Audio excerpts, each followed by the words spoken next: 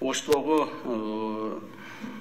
ГКМБ'нын зданиясында кармалган следователдин окуясы боюнча маалымат мага келип түшкөн.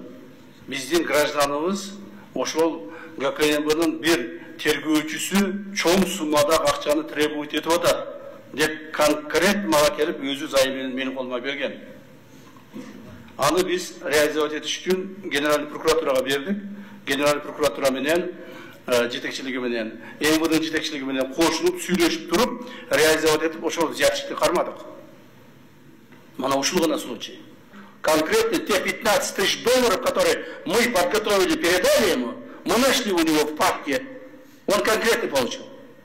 То есть заявление простого человека подтвердилось. Көрдүңөрбү? Ал адам эгер бага жете албаса жүрмөктө ыйлап.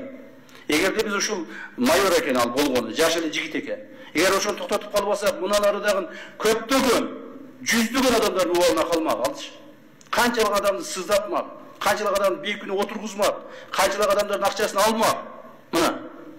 Ал эми бул жерде көптөгөн адамдар, көптөгөн маалымат каражаттары ушул боюнча мамлекеттик органдарда туура эмес коомго маалымат бергендиги үчүн алардын жоопкерчилигин карап чыгыш керек. Вся операция, вся работа проводится под четким наблюдением и поручением президента нашего уважаемого.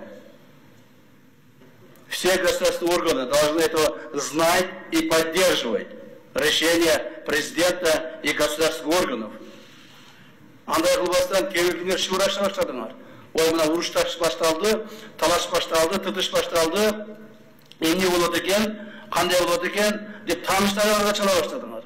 Вы думаете, мы вас не слушаем?